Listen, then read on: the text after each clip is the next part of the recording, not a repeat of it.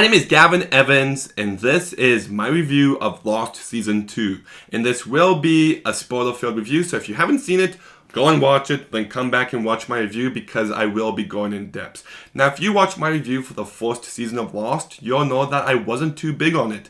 I thought it was a very underwhelming season of television and way too long. But I am happy to report that Season 2 is a step up over the first season. Is it great television? No. But is it entertaining enough? Yes. And I do think a big part in that is that I like the main characters a lot more this season. And I figured that they had a lot more to do. Like Matthew Fox, I said in my review for the first movie that I thought he lacked any bit of charisma. And he just didn't have that leading man quality. And I take that all back for this second season because I thought he was really good here. In fact, in the first episode of Season 2, we see a flashback of him with this patient who lost the ability to walk and how he's trying to give her hope. And his performance in those flashbacks was legitimately really great. And I'm just like, oh, Matthew Fox stepped up his game here. And just as the season progressed, I found myself liking this character more and more. And I just really felt like he came to his own in this season. He does have some charisma. He does have that leading man quality where he kind of takes charge, and he's just someone that you can sympathize with at the same time. I also thought the backstory of his wife leaving him was pretty emotional, so I like what they did with Jack this season. And then we also got Sawyer, who I said was my favorite character in Season 1, and that's still the case here. Josh Holloway just plays this character so perfectly, just the attitude, the personality he has, just... I find this character so entertaining. Is he a good person? No. But is he entertaining to watch on the screen? Yes, so for that, I enjoy him. He has some really funny lines here, like, what is it? What you gonna do? Splash me? It's a good thing I'm traveling with my doctor. He just has a few lines like that. We also see a bit more of his darker side in the episode called The Long Con. And I'm not gonna lie, I know lots of people love that episode, and it's a good episode, but I saw the ending coming from a mile away because the flashbacks were focusing on Sawyer being a con man. So I'm just like, it makes sense if he's the one conning everyone now, and I figured it out pretty fast. I don't know if that makes me the world's greatest detective or anything, but it should. But one thing I didn't like in episode 2 is, and maybe my memory's completely off, I didn't rewatch the ending of the first season before filming this review, so correct me if I'm wrong. But at the end of Season 1, I believe Sawyer didn't want to fire the flare, but Michael and everyone else did. And then that's when the others came and took what? I believe that was the case, but in episode 2, Michael blames Sawyer, and it wasn't brought up again. So maybe I'm misremembering that entirely, but I believe that was the case. I also do like the friendship that Sawyer and Jack have. Like, they're not like best buddies who get along all the time. In fact, they fight all the time. But you can tell that the two have a clear respect for each other, and I really like that. Evangeline Lilly is once again great as Kate, who is still one of my favorite characters. She's just sweet. She's funny, she's charming, she's a badass, and she also brings some much needed levity to the show. Like, you can just tell that she's a breath of fresh air, that in a show filled with life or death, that sometimes she just keeps the show grounded, and I like that. And I said in my review for the first season, and I'll say it again here, but I do love the love triangle between Sawyer, Jack, and Kate a lot, and I like the fact that we get more of it. It feels further developed here. It brings out some really funny moments, some tension, and just some more dramatic stakes, which I do like. And I do like some of the relationship stuff with Kate and Jack, especially when she kissed him and then she kind of regretted it, and then Jack kind of starts pushing away from her. And you can just tell that Kate's upset that things aren't the same as Jack. There's just some moments like that I did connect with. Also, in my review for the first season, I complained about Locke. I said that the guy's a terrible character. I didn't like him at all. I even said, I don't know if that's a hot take or not. And I have to say that I like him much more in this second season. Do I like him as a person? No. Would I want to be stuck on an island with him? No. But I feel like he's a much more interesting character this season because he is so vastly different from everyone else, and we do see these different ideas and these different beliefs clashing a bit more, and I like seeing that on display. He provided some much needed drama and tension we needed. You know, I do like the whole man of science and man of faith debacle between him and Jack. And he actually does go through an arc this season, with him searching for meaning on this island. And then we've got the character Charlie, who I didn't like in the first season, but I did like him much more this season. He just had more to do. Like, I know people didn't like the episode Fire and Water, but I did, because we get to see the darker side of him, and they use his character to create some much needed tension, and I like seeing that. That said, near the end of this season, it feels like they don't know what to do with him anymore, but we saw a bit more of what he could have provided the show in the middle section of this season. So I like that.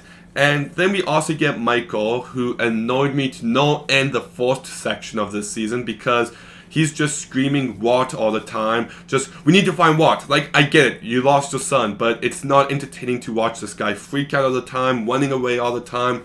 And when he ran off, I'm just like, thank God we can get a break from this character. And then he comes back, I'm like, oh, he was annoying me.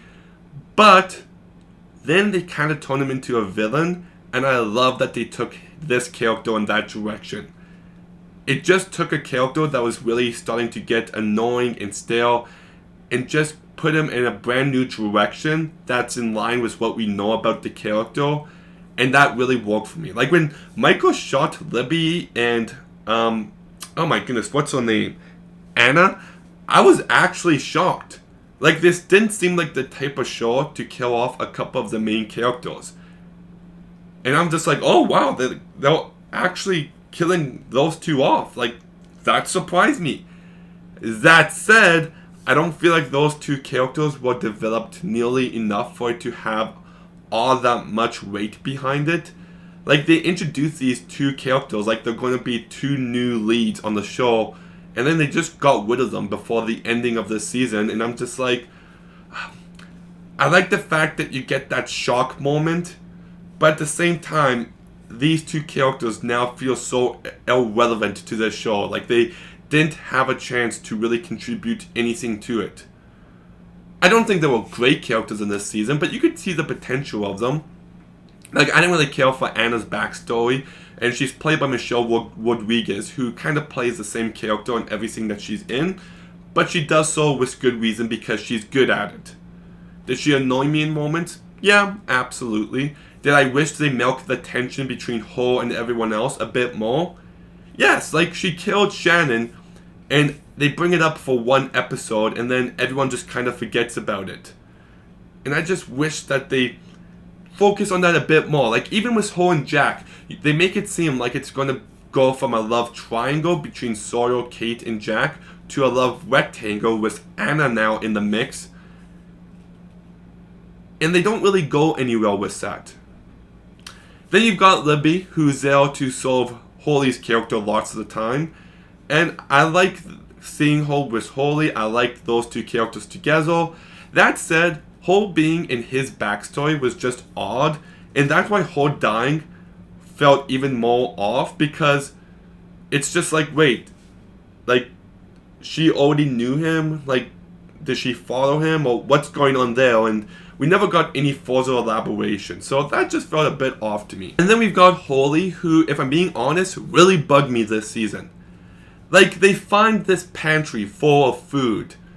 Like, delicious food that they haven't had a chance to eat in forever. And his first thought is, well, everyone's going to fight over this food, so I better blow it up and let them all starve. What a dick! No, I don't care what way you try to validate that. That is such... Oh my goodness.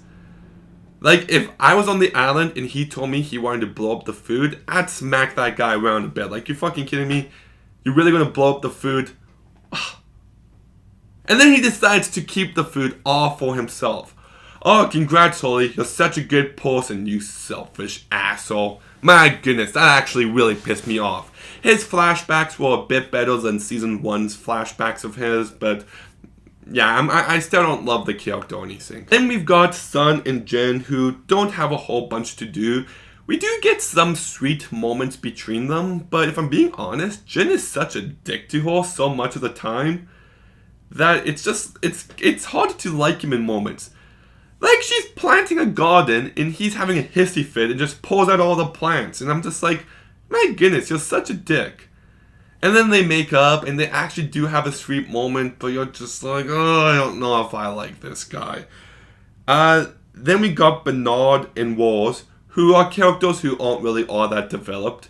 But they actually did add some nice emotion with these two characters. Like, when they got reunited, it was actually a really sweet moment. I do like Holy's line where he's just like, oh, Bernard's white. I didn't see that coming.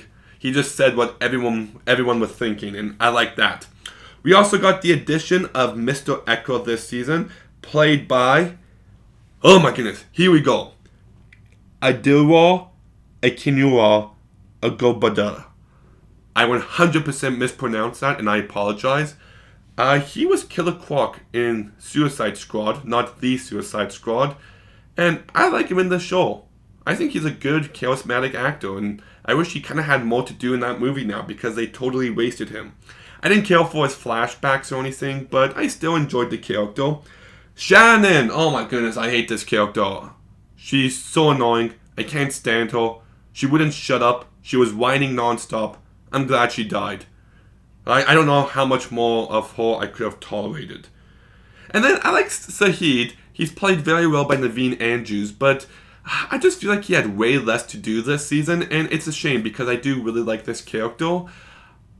But most of this season, he was just mourning over Shannon, and I'm sorry, I never actually got invested in this relationship. I never cared for the two of them. And like, they were together for like 15 days, and yeah, I don't really buy that he would be this broken up about it. And then we've got Claire, who I don't really care for. I think she's a really bland character. I don't really care for her story.